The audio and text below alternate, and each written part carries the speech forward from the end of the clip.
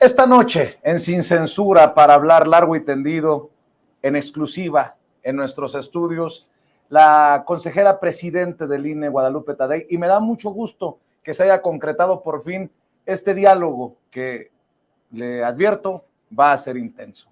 Guadalupe Tadei, gracias por acompañarnos. Muchísimas gracias, Vicente, gracias por la invitación. Va a ser una conversación de paisano a paisano. De sonorense a sonorense. O sea, duro. Duro. Al estilo de Vicente. Ah, bueno. ¿Cómo le va?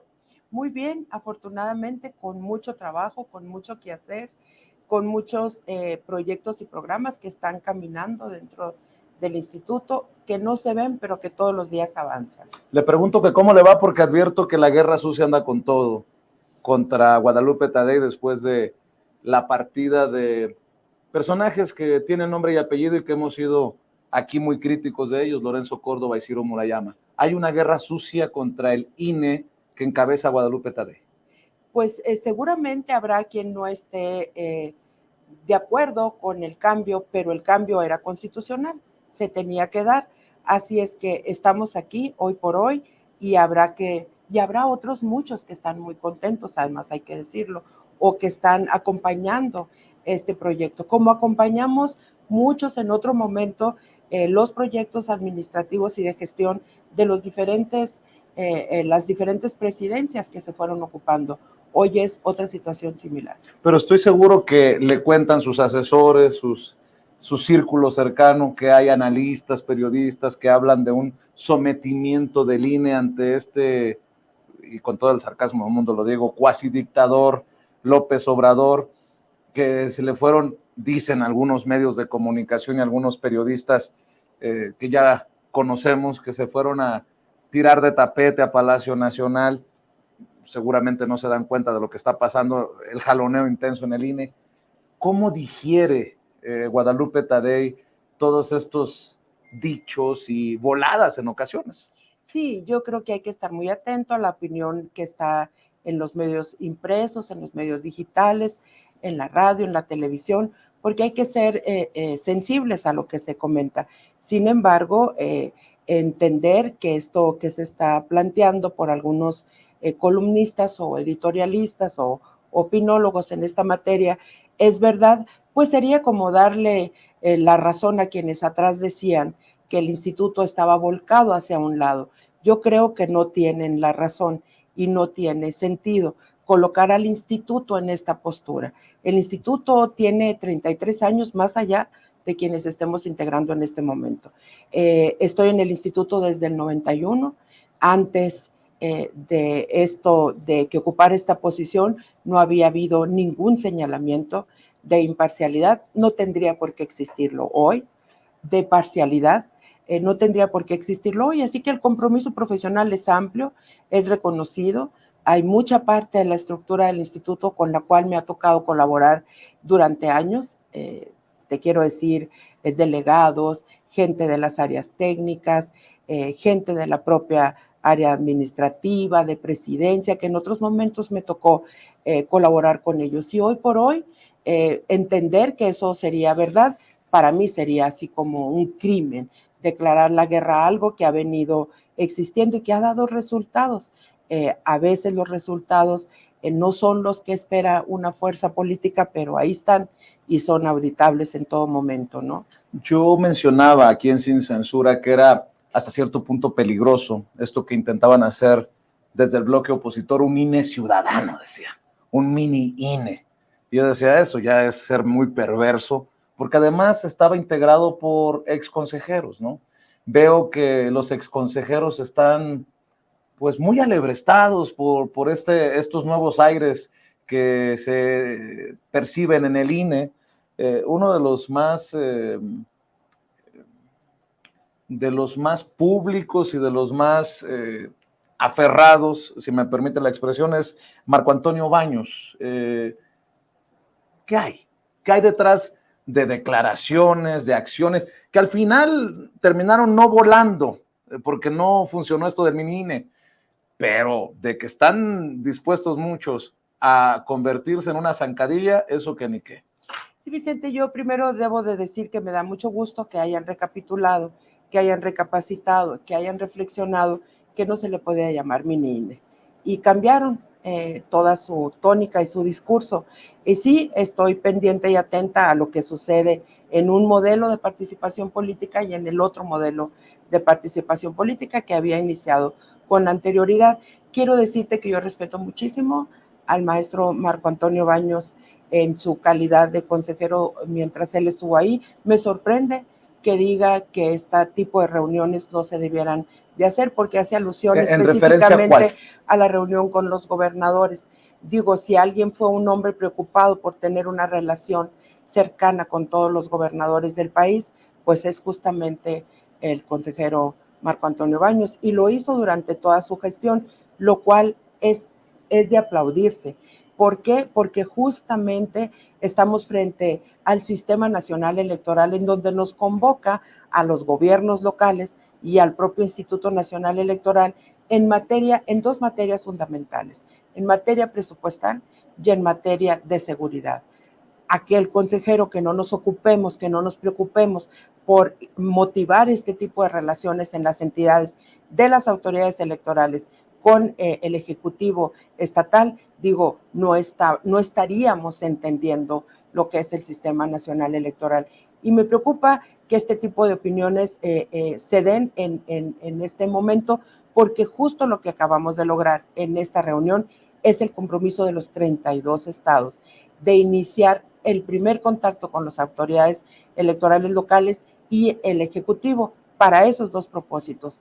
Todos sabemos que en los estados, pues cada quien tiene su reglamentación presupuestal y también hay una legislación electoral local. A esa sí atienden los institutos electorales locales, y nuestros delegados del INE tienen que tener una coordinación con las autoridades locales, pues fuertísima, intensa, permanente, entre las que están las medidas de seguridad y los trámites presupuestales que hacen los organismos públicos locales. Es normal que estas reuniones se lleven a cabo. Ahora, el formato que utilizamos recientemente, del cual por supuesto me siento muy complacida de haberlo logrado, es la convocatoria en un solo momento a las 32 entidades, y estuvieron todas representadas, ¿no? En tiempos pasados se hacían recorridos por las entidades para ver este tipo de asuntos. Hoy, en un solo evento, tuvimos el compromiso de las 32 entidades. Yo creo que eso es de lo que tenemos que estar hablando, lo que sí está haciendo bien el instituto, lo que sí está adelantando en tiempo y forma. No podemos dejar a la deriva el tema de la seguridad en las entidades, porque tampoco es atribución nuestra la seguridad. Tenemos percepciones, tenemos acciones que tomar, tenemos la responsabilidad de poner, por ejemplo, Vicente, la casilla única. En las entidades, a partir del 2014, ya no existe una casilla para la elección local y una casilla para la elección federal. ¿Cómo no ocuparte del tema cuando estamos ante la inminente concurrencia de todo el país en un proceso electoral? Me parece que hay que rescatar y hay que destacar lo que se tiene que destacar, lo que sí está haciendo y está caminando el instituto. Y en eso ya caminamos, ya avanzamos, ya en próximos días estaremos teniendo las primeras reuniones en las entidades. Hay entidades en donde la situación presupuestal de los institutos electorales no es la más holgada. ¿Qué hablamos con los gobernadores? Hablamos de la corresponsabilidad que tenemos de llevar a buen puerto el proceso electoral que está próximo a ocurrir. No es solamente responsabilidad del instituto, aunque es el rector en materia de sistema electoral en nuestro país. Por eso se le denomina Sistema Nacional Electoral a partir del 2014. No hay para dónde hacernos, es algo que nos debe de ocupar.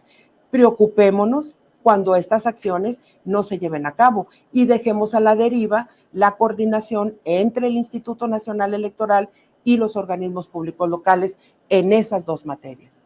¿Queda exhibido con un sesgo político el exconsejero Baños, Marco Antonio Baños? ¿A qué se refiere? ¿Cómo entiende usted esta declaración de usted, Guadalupe Tadei, debe rendir cuentas tras opaca reunión con gobernadores? Usted debe rendir cuentas. Bueno, yo por años estuve pidiendo que rendiera cuentas desde mi trinchera, obviamente, ¿no? mucho menos importante que la del exconsejero Baños, Lorenzo Córdoba, Ciro Murayama, por sus reuniones en tal o cual evento partidista, por no implementar el voto electrónico para los mexicanos en el exterior, por permitir que solo como ejemplos, consejera presidente, que se promocionara el voto de los mexicanos en el extranjero en estaciones de radio en México, una incongruencia total. ¿A qué cree que se refiera el señor Baños con que usted debe rendir cuentas? Debe rendir cuentas al país, dice. Sí, yo creo que tiene razón. Yo en principio te tendría que decir que rendir cuentas es obligación de todos los servidores públicos, de todos, y en eso nos ocupamos y siempre ha sido nuestra tarea. Yo en verdad le dejo un saludo afectuoso al exconsejero, un abrazo y mis respetos. Y yo creo que sus comentarios los podemos enmarcar dentro del evento que estaba realizando en el momento que hace, que es la instalación de 32 comités municipales aparte, en donde además están actuando algunos exfuncionarios de manera electoral como gente profesional de la materia. Yo en verdad le mando un sincero y caluroso y afectuoso abrazo y saludo. No me gusta amarrar navajas, pero como buen sonorense debo preguntar, ¿cachetada con guante blanco? Yo no sé, yo de verdad le aprecio y reconozco su capacidad. Y creo que en ese plano de rendición de cuentas es correcto que todo el mundo nos exija a todos los funcionarios. En el momento en que estamos actuando como funcionarios, en su momento el consejo anterior, la configuración, hizo lo propio. Hoy nos toca hacer lo propio. No quiero desviarme, pero quiero que nos prometamos de que vamos a hablar, ya que estamos con esto de rendición de cuentas, de estas compras de computadoras por anomalías millonarias en tiempos de Lorenzo Córdoba, porque tengo entendido que estamos hablando de que hubo una instrucción de detener una compra millonaria de equipos de cómputo, impresoras, al detectar presuntas inconsistencias en estos procesos a cargo de la Unidad Técnica de Servicios de Informática, para que vean que ya son otros tiempos en el INE. Gracias, Vicente. ¿Podemos regresar a eso? Claro. ¿Me promete que sí hablamos claro, de eso? Bueno, déjeme preguntarle, si no hay un nuevo INE o una nueva dirección, nueva tal vez guía en el INE, pues entonces, ¿qué significa que hayan ido a Palacio Nacional institucionalmente? Claro. Y que haya habido esta reunión con gobernadores y gobernadoras. ¿Usted así se asume como la consejera presidente de un nuevo INE? ¿Es un nuevo INE, Guadalupe Tadei? Mira, la estructura del INE es tan amplia que no podemos pensar en un nuevo INE sin nuevo personal. Es el mismo personal, estamos con las mismas estructuras trabajando, porque debo de resaltar aquí algo, Vicente, hay una nobleza institucional en el personal que rebasa quienes conformemos el Consejo General por momentos y por etapas que constitucionalmente se nos designan. Aunque tenemos excepciones ahí que también vamos a abordar aquí, ¿no? Seguramente, pero en lo general, las estructuras del Instituto Nacional Electoral son muy sólidas, no solamente las del servicio profesional, que vale hacer la acotación, sino toda la estructura de la rama administrativa, técnica, operativa y el servicio profesional cuentan con una garantía de capacitación muy alta en la que se ha invertido. Cuando dice nobleza, se refiere a que hay gente buena, gente muchísima comprometida, gente nueva, muchísima gente nueva. Con compromiso con la gente. He estado recorriendo los estados y de verdad te encuentras con gente que trae en su ADN el haber nacido con el instituto, el haber hecho actos y acciones, actividades que motiven a la población a salir a votar, que todos han participado de una manera u otra en hacer que los documentos que nosotros producimos sean correctos, sean certeros, sean auditables, sean públicos, sean sostenibles ante cualquier auditoría. A esa nobleza institucional me refiero. Cuando hablamos de un nuevo INE, que es lo que se ha venido marcando, hablamos justamente de esta, por primera vez, nueva configuración desde que aparece el Instituto Nacional. El Instituto Nacional Electoral se crea en 2014 y es hasta el 2023 cuando cambia definitivamente toda la configuración con la que nace. Seguramente a eso hacemos alusión cuando hablamos de un nuevo INE, y pues sí, estamos en una nueva configuración de Consejo General. Si hay un nuevo INE, ayúdeme, Guadalupe Tadei, a entender cómo se toman decisiones que parecieran beneficiar a la oposición. Y no estoy diciendo que usted, pero cuando habla usted de nobleza institucional, pues me pongo a pensar que no todos son movidos por esa nobleza. Todavía hay, yo percibo, me corrige si usted considera que estoy equivocado, intereses que no son necesariamente los intereses de los ciudadanos de a pie, que mueven a consejeros y a consejeras. Creo que ahí están sus propias declaraciones en la última sesión del Consejo General, y pareciera que benefician a los aspirantes de este frente amplio opositor para que no renuncien o para que no sean forzados a solicitar licencia a sus cargos. Tenemos el caso de Santiago Krill, que es presidente de la mesa directiva de la Cámara de Diputados.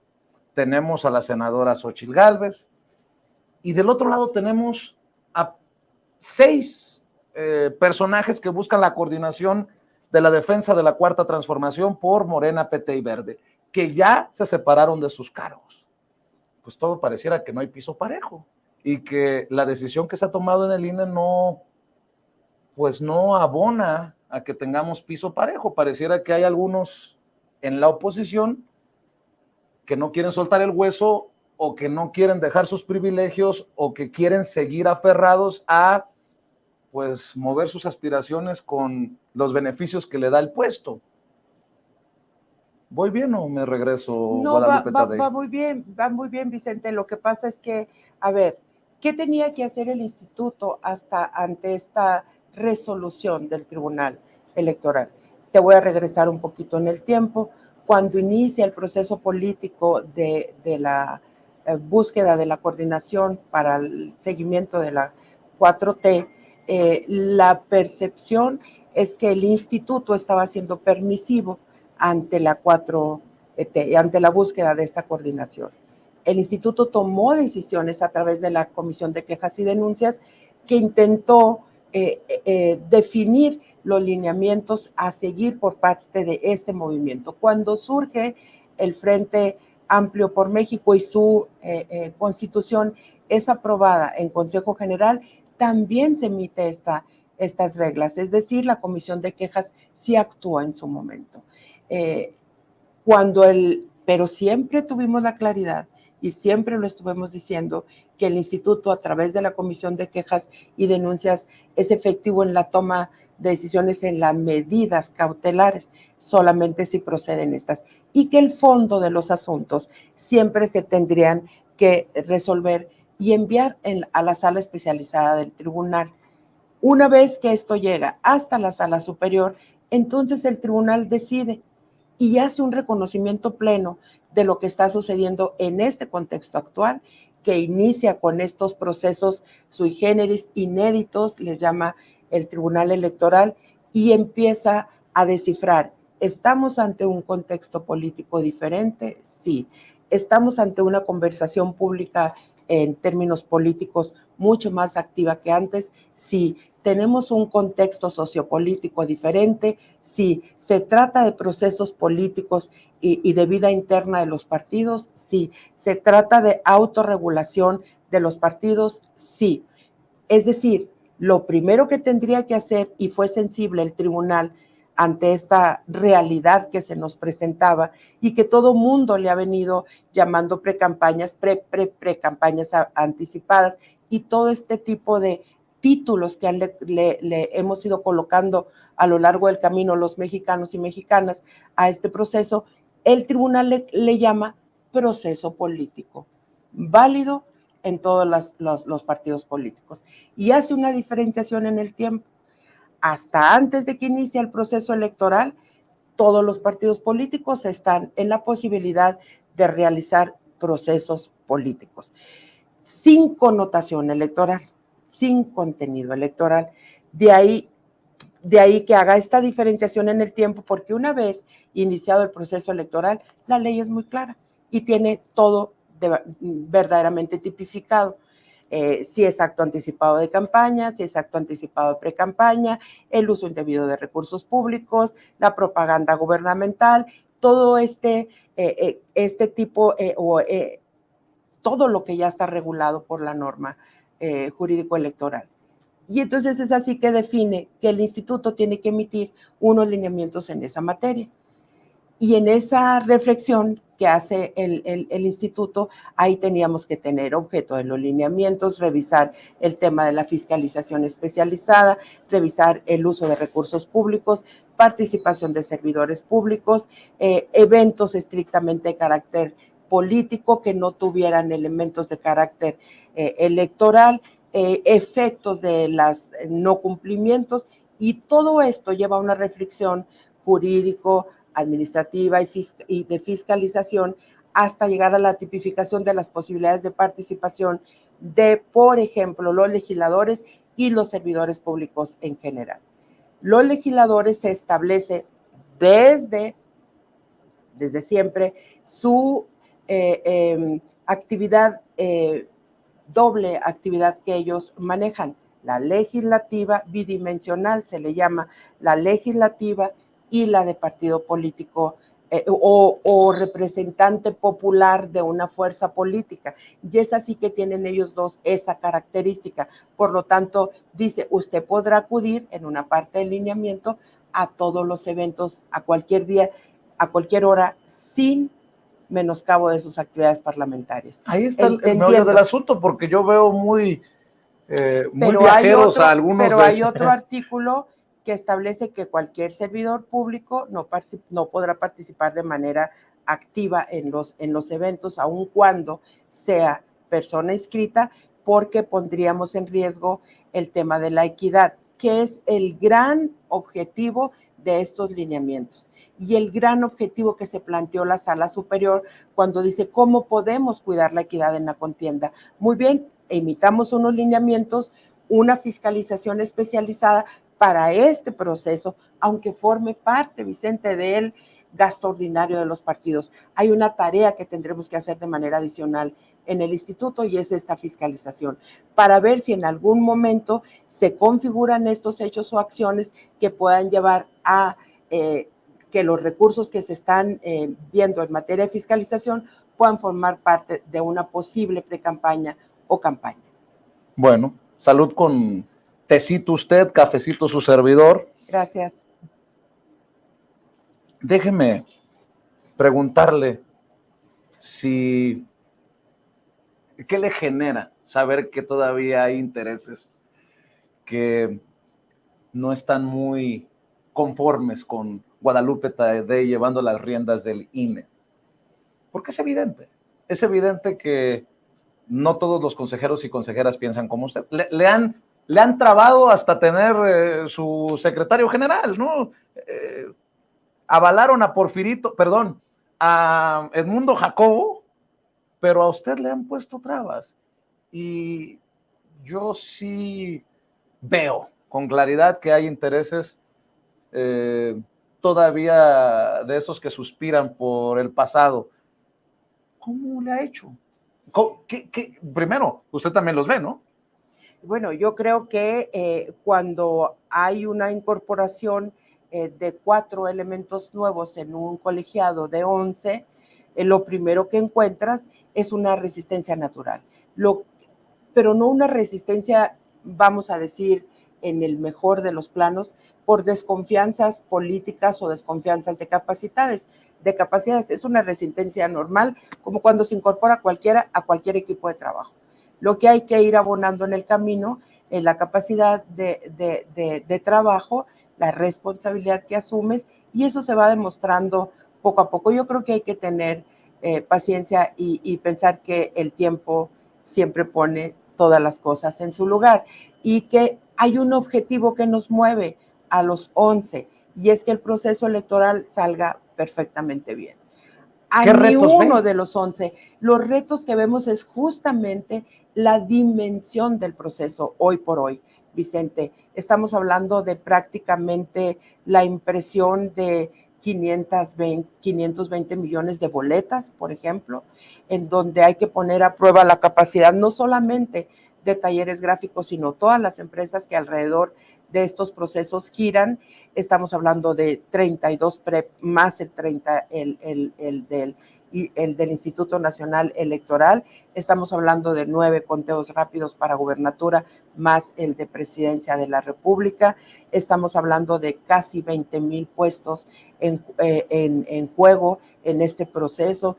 Estamos hablando de 17,003 casillas por instalarse. Estamos hablando de 1.8 millones de personas que saldrán insaculados, mexicanos, mexicanas, que tendrán que ser capacitados. Estamos hablando de un mundo de actividades. Acabamos de aprobar, por cierto, el calendario electoral en donde se establecen aproximadamente 400 actividades puntuales en términos de la elección federal que tenemos que llevar a cabo de manera puntual. En eso estamos ocupados Guadalupe todos. Tadei, qué paquetote, ¿no? Es una responsabilidad, un paquetote te iba a decir. Pues muy a lo sonorense, ¿no? Claro, es un paquetote, es una responsabilidad enorme, pero yo creo que los 11 en eso sí creo que tenemos un común denominador. Tenemos este mismo propósito, hacer que las cosas sucedan y sucedan bien, más allá de estas percepciones y sensibilidades que a veces se pueden presentar. Yo creo que vamos caminando con paso firme. Eso es muy importante, pero no solo Guadalupe, estoy hablando de los 11, porque cuando hablamos del INE no solamente es un consejero, estamos ahí los 11 y están todas las áreas y están todas las delegaciones, y si hablamos del Sistema Nacional Electoral, están también los 32 OPLES, llamados así por la ley, pero son los institutos estatales electorales que tienen que hacer que también que sus procesos electorales locales lleguen también a buen puerto. Te voy a decir algo que es muy importante y que se ha logrado a través del tiempo. El mexicano o mexicana en cualquier parte del país no distingue quién está haciendo el proceso, todo es el Instituto Nacional, y a veces hay quien sí distingue, pero lo que sí te sé decir es que nuestra responsabilidad es caminar junto con ellos, ¿sí? Junto con los institutos locales. Los paquetes electorales, te voy a poner un ejemplo, y por qué es necesario tener esta sana coordinación, excelente coordinación y vigilada coordinación. Porque el paquete electoral, Vicente, que le entregamos al presidente de la mesa directiva de casilla, va junto el paquete electoral local que el paquete electoral federal. Imagínate cómo tienes que coordinar 400 actividades previas para que una semana antes de la elección se camine rumbo a un domicilio que ya fue capacitado, que ya está preparado, que va a resguardar en su vivienda este paquete en donde todos vamos a poder ir y encontrar nuestra boleta. El enorme reto es ese, lograr que esos detalles, grandes detalles en la organización de la elección puedan suceder el día. Usted habla de los soples y lo primero que se me vino a la mente, ¿le irá a alcanzar el dinero al INE de Guadalupe Tadei? Porque lo que nos vendieron antes de que usted llegara a la presidencia del INE es que ¿cómo nos van a limitar el dinero? Hubo pleitazo público. ¿Le va a alcanzar el dinero a este INE? Porque en el INE anterior, si me permite decirlo así, pues decían que estaban poniendo en riesgo la elección del 2024.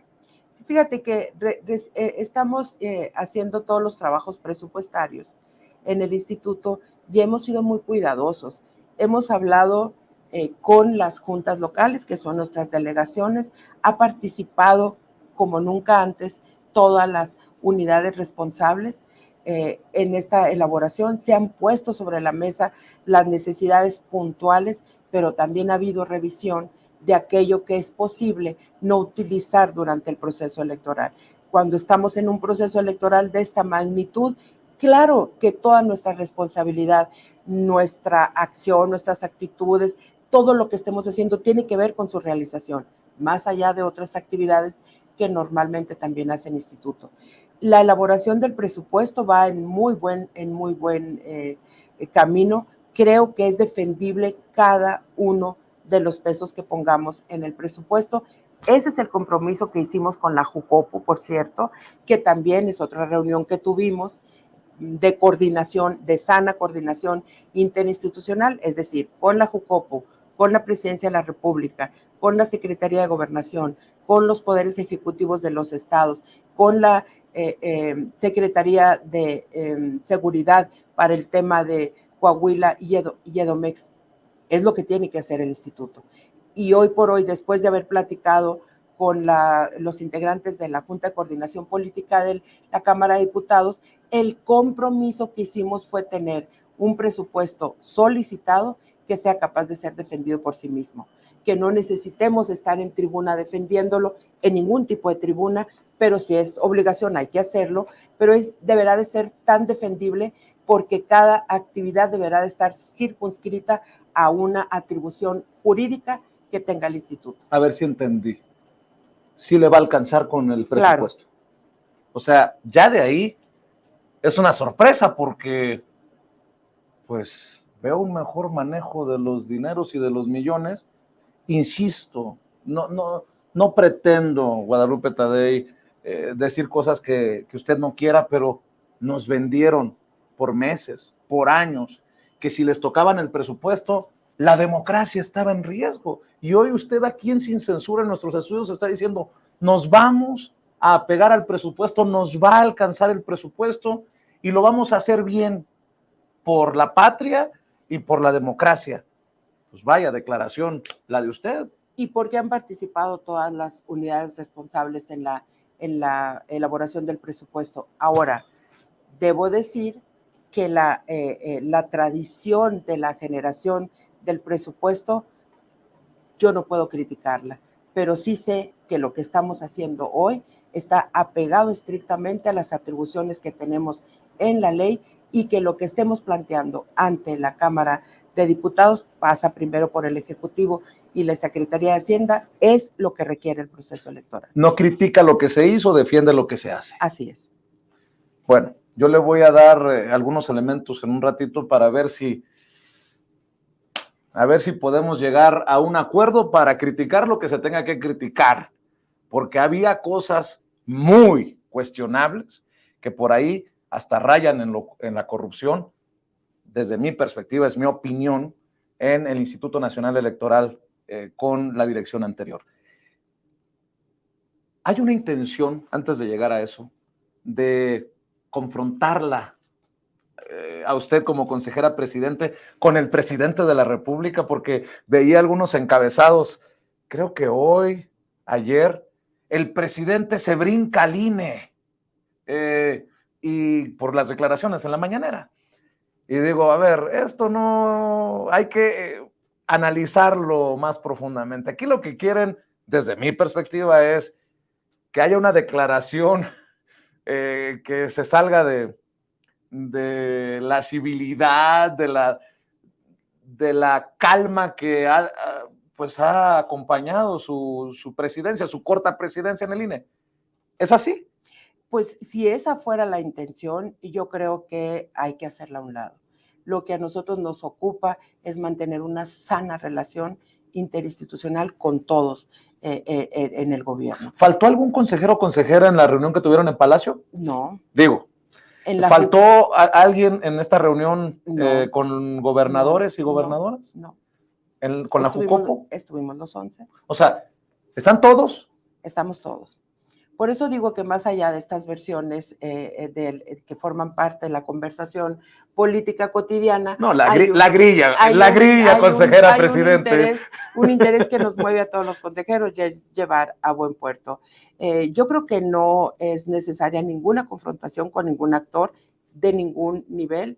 Y hablando del poder ejecutivo de nuestro país, pues yo creo que hay que tener una sana relación, porque a partir de ahí, en cascada, se abren algunas opciones. Y la más fuerte, Vicente, es quizá en materia de seguridad. Insisto, esa no es una atribución del Instituto Nacional Electoral.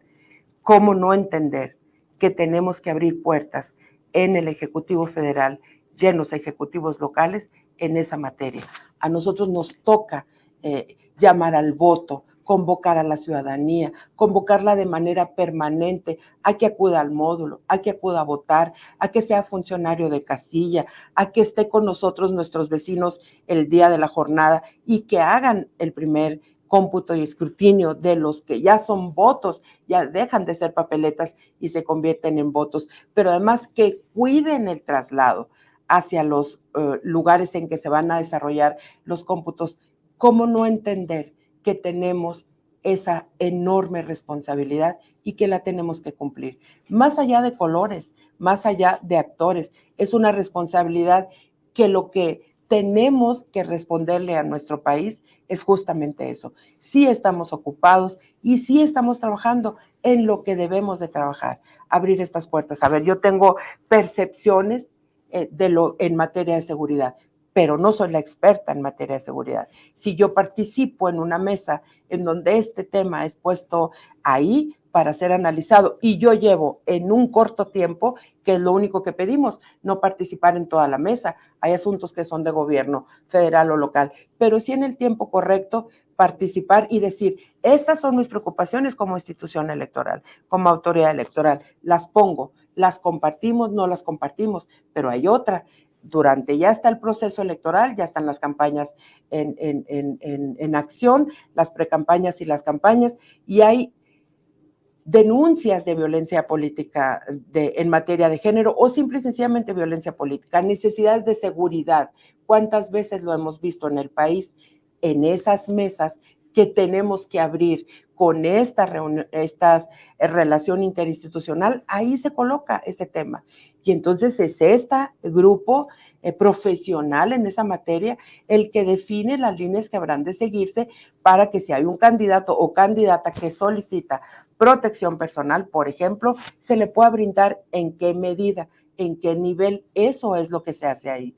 ¿Cómo no proteger eso? ¿Hay algún personaje político que a este momento haya pedido protección? No. Ya ve que se está moviendo muy feamente una narrativa ahí de estoy hablando violencia. De los procesos políticos ya cuando están en camino. ¿Sí? Es decir, cuando ya estamos en el tiempo de la precampaña, siempre hay algún candidato que esperemos que no exista, pues, pero si existiera, siempre se da que hacen una solicitud a las autoridades electorales.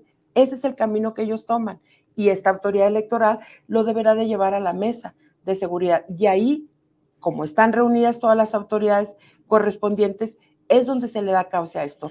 ¿Cómo no generar estas buenas relaciones con quien esté? ¿Ve riesgos para el 2024, para el proceso electoral? ¿Hay algún peligro para proceso democrático? En las conversaciones, fíjate, Vicente, acabamos de tener una reunión nacional con todos los delegados nuestros y al siguiente día le sumamos los delegados nuestros más las presidencias, presidentes y presidentas de todos los institutos locales.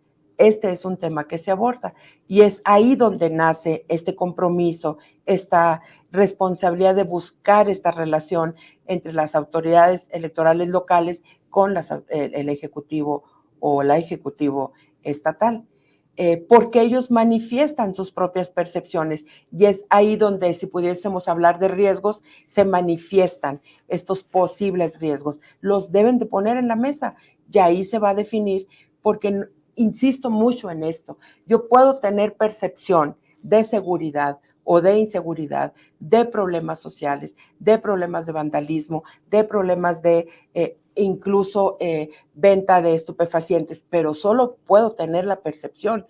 Quien trae el dato, que la percepción a veces es una realidad, ¿no? Que vive cada quien desde su ámbito de cotidianidad, pero en esa materia específicamente hay autoridades. ¿Con quién será la coordinación? ¿Con la secretaria de Seguridad y Protección Ciudadana? En el caso nuestro y en el caso de las autoridades electorales locales, nuestro delegado, el instituto local, deberán de reunirse conjuntamente con el Ejecutivo y en esas mesas tener un espacio para dilucidar estos posibles riesgos que así, con ese nombre, nosotros los ponemos sobre la mesa. No los confirman o nos dicen, usted no se preocupe, esto no existe, aquí sí podemos colocar casillas, acá creo que hay que, porque eso también se da en el camino, y no es porque estemos definiendo nosotros con anterioridad temas de inseguridad, es porque lo que tenemos que generar es la seguridad en el llamado al voto, a la participación, en todos estos aspectos que te comparto. Desde la oposición, tantas veces lo han intentado, yo no sé, apenas porque están muy enfermitos, lo siguen intentando, tratar de vender la narrativa de que López Obrador es un autoritario, un dictador, y se me viene a la mente que algunos consejeros o consejeras podrían tener esa visión del presidente Andrés Manuel López Obrador. Yo sé que usted dice, yo no estoy confrontada con el presidente, pero habrá algunos o algunas que sí buscan la confrontación. Le menciono esto. INE ordena a Andrés Manuel López Obrador bajar o modificar mañanera en que difundió encuestas. La Comisión de Quejas del INE, que por cierto está presidida por una consejera que podría no ser muy simpatizante, que digamos, de la 4T, ni muy obradorista, cero obradorista. La Comisión de Quejas del INE aprobó medidas cautelares al presidente López Obrador, como modificar o bajar su conferencia mañanera, donde mostró una encuesta de tipo electoral. Esto hoy. Súmele, no hables de Xochitl, perdón, de la señora panista, para que luego no se vayan a alucinar. Pero ya, por ejemplo, el tema de los amblitos, de estos monitos, no raya a veces en lo ridículo, consejera presidente.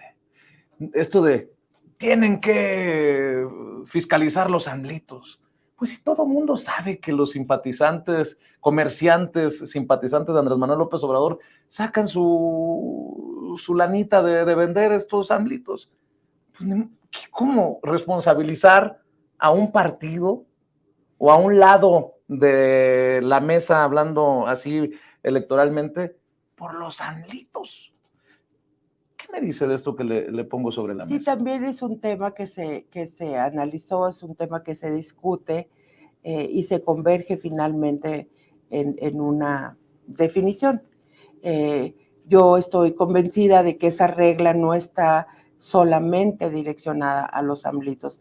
Del otro lado, del otro ejercicio de proceso político, habrá otras figuras como gorras, banderines, delantales, que también se estén vendiendo y impactan de la misma manera.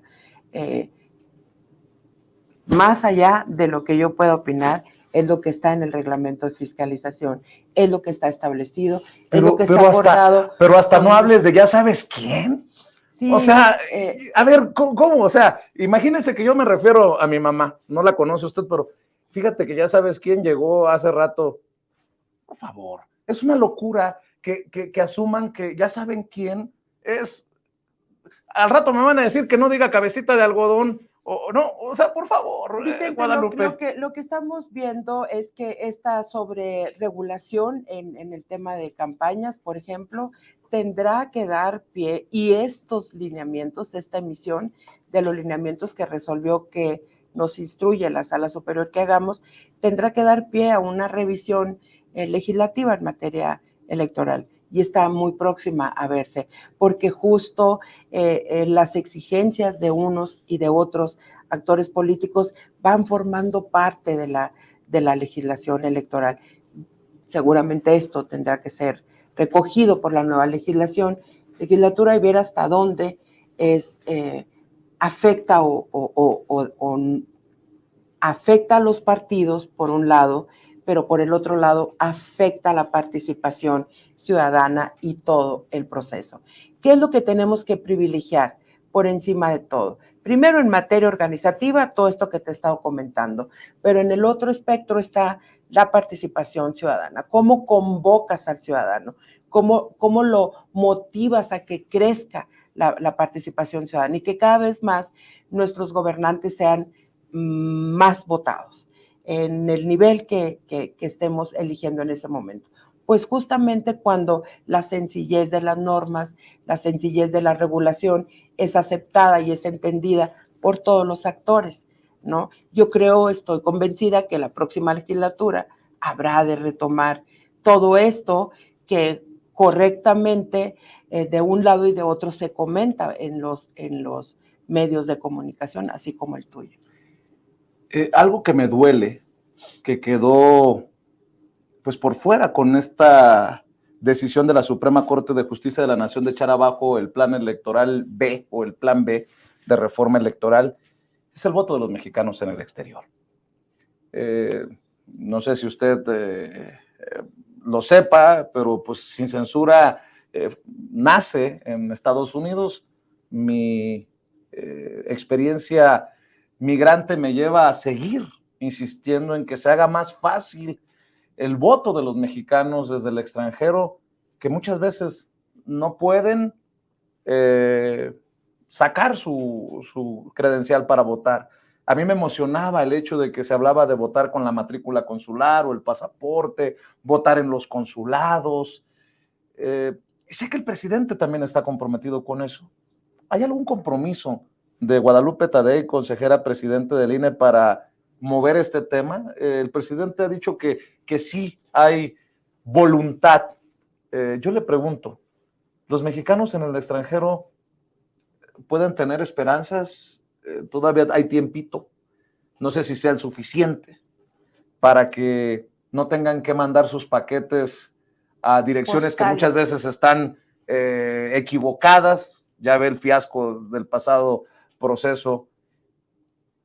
¿Dónde quedará o dónde queda el compromiso con los héroes y heroínas que viven y trabajan en el extranjero, Guadalupe Tadei? Mira, Vicente, yo creo que estás poniendo el punto en un tema bastante sensible, porque como dicen, se van de México, pero México no se va de su vida, de los que están en otro país, residiendo, buscando mejores niveles de vida, en algunos casos, en la mayoría de los casos, otros mejorar niveles académicos, otros niveles laborales. Pero lo cierto es que México no sale de nuestros corazones cuando estamos fuera de aquí, y ahí sí hago un reconocimiento a todos ellos. Pero es un tema, fíjate, yo vine a hacer el proyecto del voto de los mexicanos residentes en el extranjero. Me tocó estar en las aduanas intentando credencializar a todos los paisanos en épocas de Semana Santa y en épocas decembrinas, es cuando acuden en gran mayoría a nuestro país de regreso a ver a sus familiares. Ha transitado a pasos agigantados este proyecto. Justo el día de hoy estábamos en una reunión viendo qué hacer para avanzar en ese tema. Es un tema sensible, creo que no me puedo adelantar a una decisión en donde participan los partidos políticos en su conjunto, pero vamos caminando para ampliar. Pero una cosa sí te puedo decir, reconocimos el día de hoy que había que tener una claridad de todos los medios de comunicación que tienen impacto o cobertura más allá de nuestras fronteras, fundamentalmente en Estados Unidos, que es donde tenemos el mayor porcentaje de inscritos de residentes en el extranjero. Y una vez que tengamos ese listado, ahí tendremos que tener prioridad con estos programas. Si tú dices que este programa, y que así es y lo constato, llega a Estados Unidos en mayor medida, aquí nos tendrás, esperemos, promocionando estos proyectos y esta oportunidad para crecernos en votación desde el extranjero. Eso sí lo estamos haciendo ya. No podemos bajar los brazos y sentirnos derrotados. Todavía no todo está dicho. Vamos caminando. Estamos en la mesa trabajando este proyecto con los partidos políticos, porque ellos forman parte en una estructura que se llama Registro Federal de Electores, en donde se define la lista nominal, padrón y voto de los mexicanos residentes en el extranjero, y en la otra parte también, en la parte del colegiado. Es que vamos caminando. Yo lo que espero es que se tome en cuenta a todos, de alguna manera, porque sí, yo aplaudo estos esfuerzos de cuando pasan los paisanos de regreso, pero ¿y los que no tienen papeles, que no pueden venir a México? Esos son los que más me mueven y me conmueven, porque a pesar de que saben que no pueden regresar a disfrutar del sueño mexicano, siguen comprometidos, siguen con ganas de participar. No sé, me emociona lo que me dice Guadalupe. Y sí lo vamos a tomar en cuenta. Es un trabajo que ya se está haciendo. No está definido como en el proceso electoral anterior. Ya dimos unos pasos adelante hoy con Edomex y Coahuila. Pusimos sedes, en las sedes consulares pusimos una casilla electrónica en donde podías ir a votar de manera electrónica, presencial. La otra la puedes hacer en el mecanismo de votación electrónica y el otro lo puedes hacer en el postal, ¿no? Esa parte sí está avanzando. Ya hicimos un análisis de lo que ahí pasó y tenemos historias que, como dices tú, hay que poner por enfrente. Gente que llega con la emoción de votar, y se da cuenta que no está en una lista, ¿no? Porque te tienes que registrar en la lista para emitir tu voto, pero trae su credencial. Gente que llega y trae su credencial sacada en territorio nacional, pero allá solamente pueden votar los que la sacaron y tramitaron, recibieron y confirmaron su recepción desde territorio extranjero. Todos esos temas ya están siendo trabajados.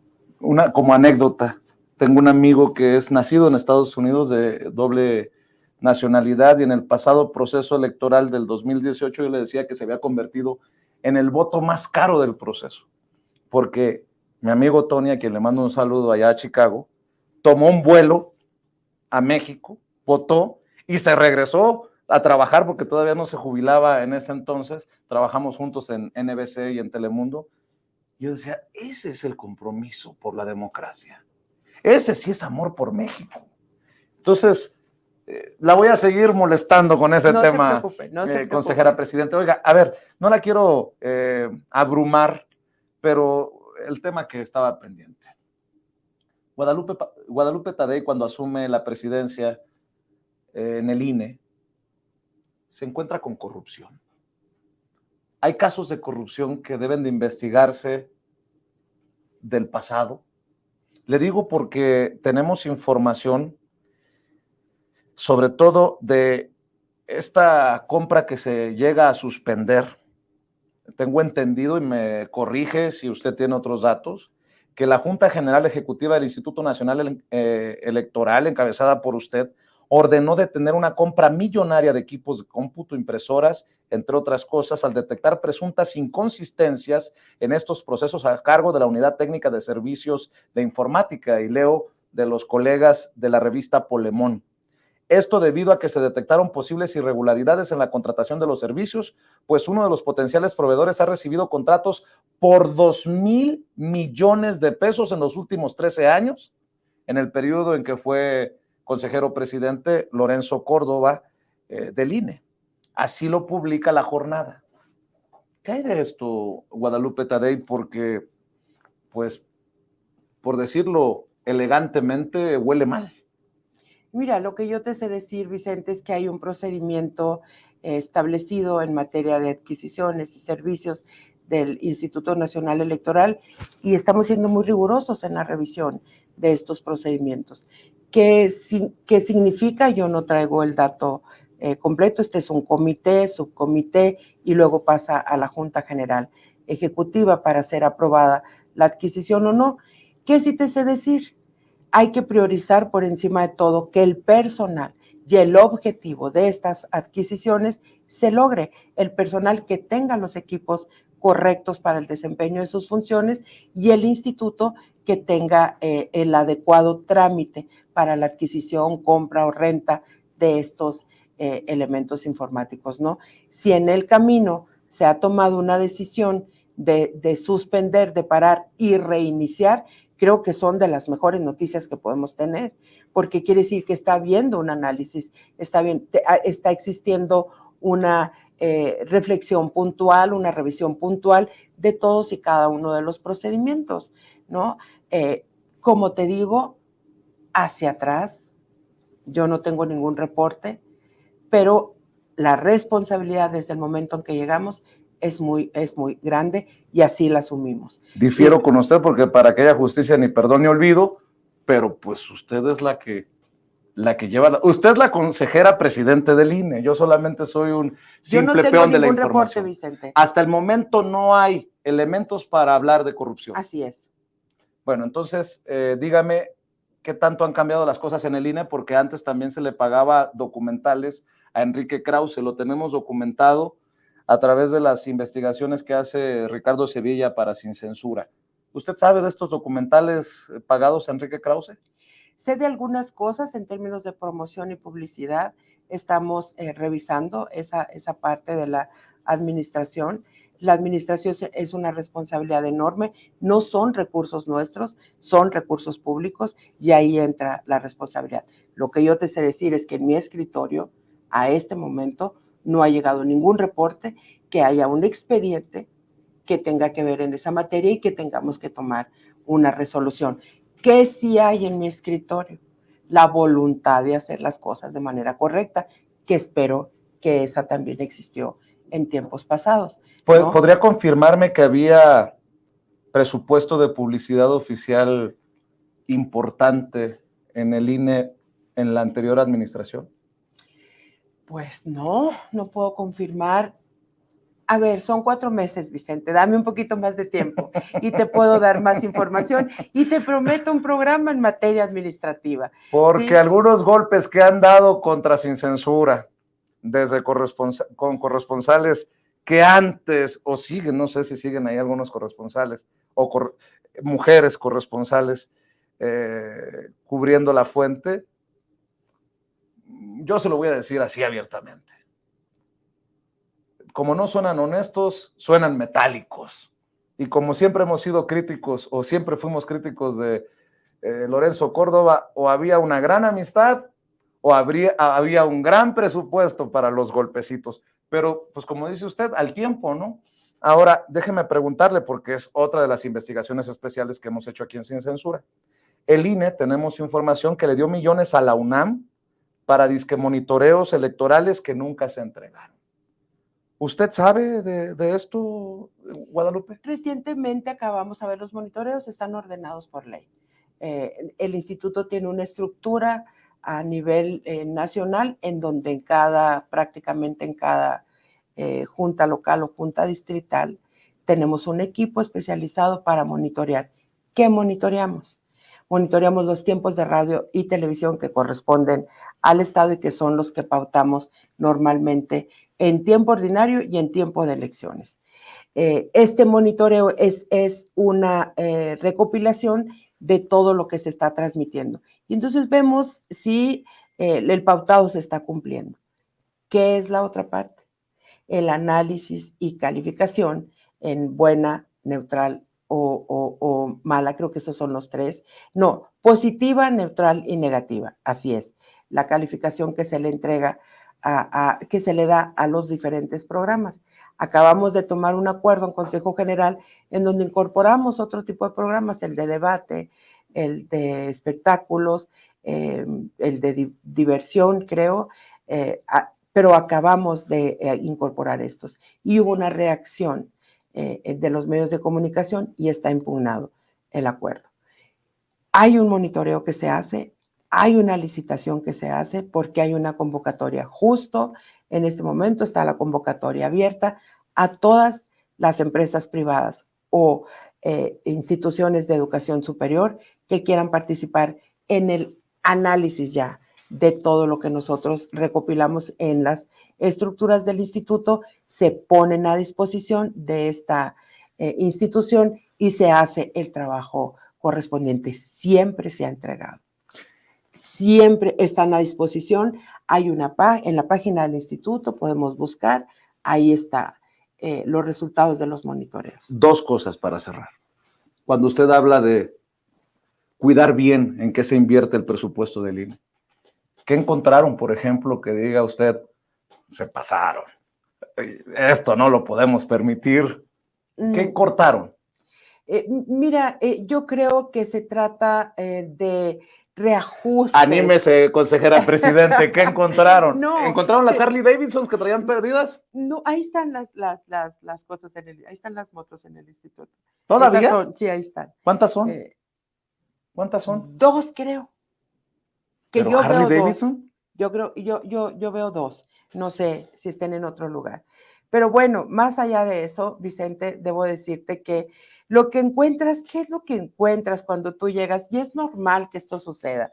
Sin intentar dañar el prestigio de los que no están, porque nunca va a ser la intención, ni de los que están, porque tienen un periodo que hay que continuar juntos en esto, sin intentar siquiera calificar su actividad administrativa, porque corresponde a esta otra parte de la Junta General Ejecutiva. Siempre que llegas a una posición de esta naturaleza, pues llegas con ojos frescos, llegas con ojos diferentes, llegas con una mirada ansiosa de hacer las cosas de manera correcta. ¿Y qué encuentras? Pues muchas áreas de oportunidad, hoy así se le llama, muchas áreas de oportunidad en donde puedes incidir en mejorar. ¿Qué puedes mejorar? Por ejemplo, lo primero que puedes observar es si hay, en una parte se está presupuestando lo mismo que se presupuesta en otra parte. Y cuando escuchas a las unidades responsables decir, ¿por qué presupuestas tú agua? Y yo también presupuesto agua, vamos a llamarle en ese tono tan neutral, ¿sí? Y cuando te dan una explicación correcta, continúas con esa dinámica. Pero si hay algo que dice, no, yo creí que nadie la presupuestaba, entonces esa también son cosas que se dan, es normal en la administración pública. Para cerrar, pues, salvo que usted quiera agregar otra adelante. cosa. Usted es muy decente, buena sonorense, comprometida con su patria. Usted sí poniendo en alto el nombre de Sonora, no como alguien que fue a presumir allá hace poco. Quedó lastimada la credibilidad del INE por lo que se hizo antes de que usted llegara. El protagonismo. Ese árbitro que pateaba el balón con un equipo y no era imparcial, que yo critiqué aquí, no pasó desapercibido entre la gente de a pie.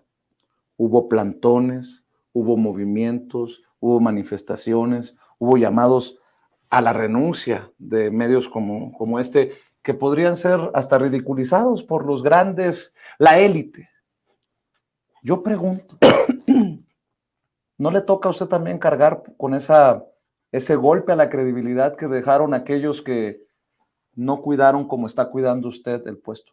Sí, por supuesto, siempre que hay en la historia del instituto hay diferentes momentos en donde, bueno, si venimos desde entonces, los hemos venido viviendo estos momentos. Cuando la máxima credibilidad del instituto y que la puedes gozar como parte del equipo institucional, y después cuando viene una caída de la misma, una desconfianza, justo porque no se sale y se da un resultado en un momento definitorio de una elección presidencial y se viene abajo una parte de la credibilidad, y remontar esa confianza y credibilidad, claro que es tarea de todos los que trabajamos ahí. Sí, sí se golpeó la credibilidad del Por INE. supuesto, y luego viene otra, en mi percepción, por supuesto, que se golpea la confianza del ciudadano en el instituto y luego la credibilidad en el mismo. Y después remontar esta credibilidad es todo un reto. Y yo creo que aun cuando no percibamos de manera extraordinaria que hay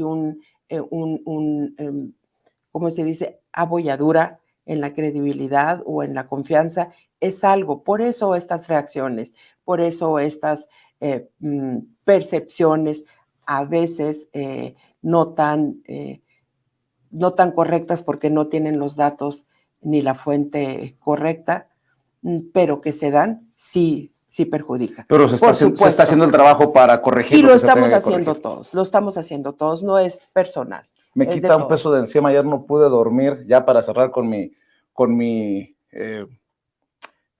sarcasmo.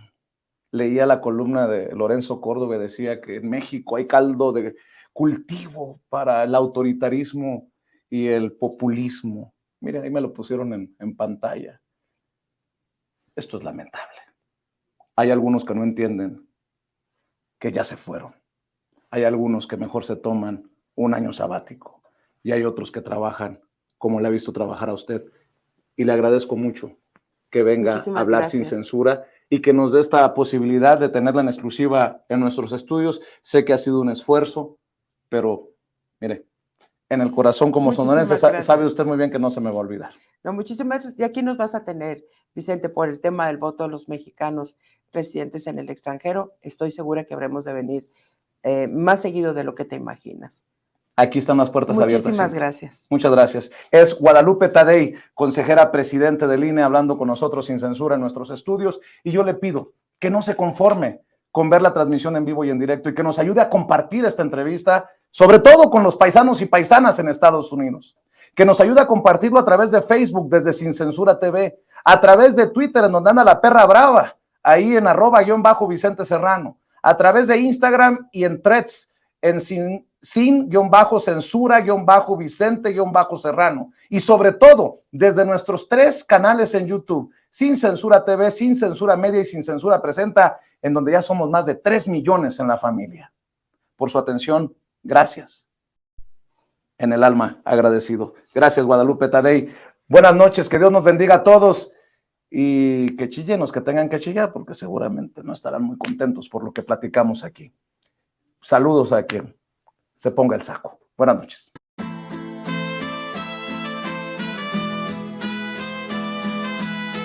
Otra prensa que es luz y claridad en la noche oscura. Hay quien tiene remedio y hay medios sin cura. Hay una prensa que nutre la perfecta dictadura y le declaró una guerra abierta a la cultura. Hay otra prensa dispuesta a enfrentarse a esta locura, sincero, sin pero, sin miedo y sin censura.